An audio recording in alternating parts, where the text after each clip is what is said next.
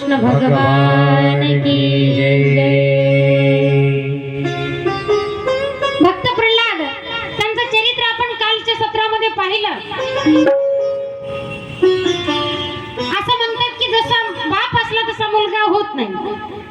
बाप जर डॉक्टर असेल तर मुलगा डॉक्टर बनत नाही, बाप जर महाराज असेल तर मुलगा महाराज बनत नाही, असं असतं। याही ठिकाणी तसाच प्रकार बरं का, काही ठिकाणी होत असतं तसं, म्हणून ते भाग्यवंत असतात। या ठिकाणी भक्त प्रल्हादीचा पिता किती कठोर होता, राक्षसी होता, पण त्याच्या पोटी भक्त प्रल्हाद जन्माला आले, हरिभक्त परायण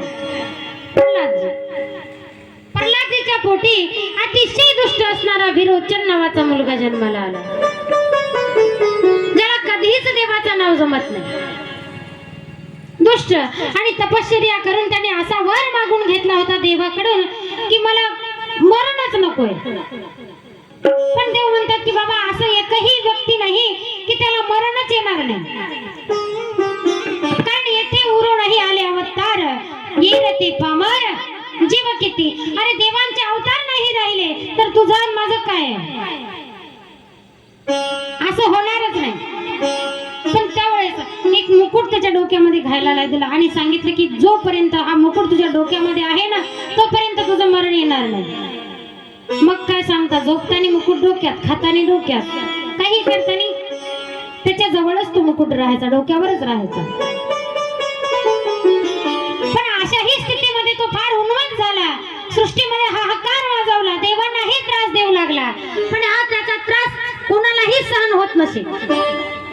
मग याचा तर वध करायचा, पण कशा प्रकारे करायचा, हा वर मिळाल्याच्या कारणाने उन्मत्त झालेला।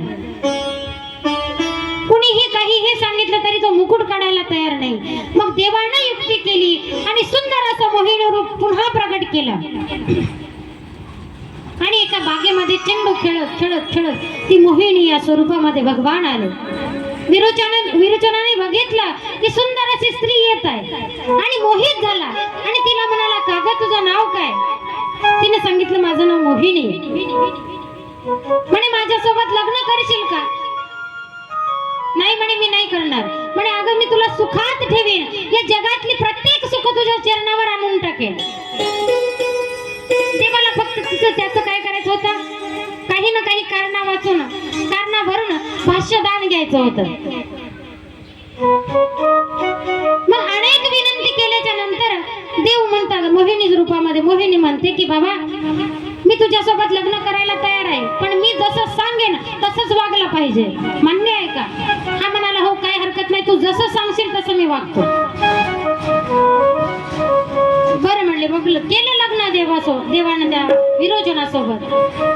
लग्न झालं, बरेच दिवस झाले, पण एक दिवस देव अवतारी असणारी मोहिनी, तिला दिवस गेले त्या विरोचनापासून आणि आता वध करायची वेळ आली आणि मोहिनी या रूपामधले देव म्हणाले, का हो पतिराज, मी देवाकडे नवस केला होता, मला जर मुलगा झाला तर मी माझ्या पतीला अभ्यंग स्नान घालेल, माझ्या पतीचा अभिषेक करेन। तर मग चला म्हणे आंघोळीला, आंघोळ करायची म्हणे, चाल आंघोळीला चल। गेले, चौरंगावर बसवलं, गंगाळामध्ये पाणी घेतलं आणि म्हणाली, काढा बरं आता तुमच्या डोक्यावरला मुकुट। म्हणे नाही नाही, ते शक्य नाही, मुकुट मी काढणारच नाही। आता असं म्हणल्याबरोबर ती म्हणाली, मग तुम्ही मला भाष्यदान दिलेलं आहे, वचन दिलेलं आहे, तुम्ही जर माझं वचन नाही पाळलं तर मी चालली जाईन तुमच्या आयुष्यातून। आणि मोहिनी आपल्या आयुष्यातून चालली जाईल याची भीती त्याच्या मनामध्ये सतत राहायची। नको जाऊ म्हणे, मी काढतो मुकुट। आणि मुकुट काढला, जसा त्या विरोचनाने मुकुट काढला तसा मोहिनी रूपामध्ये असणारा देव भगवान परमात्मा आपल्या डाव्या पायाचा अंगठा,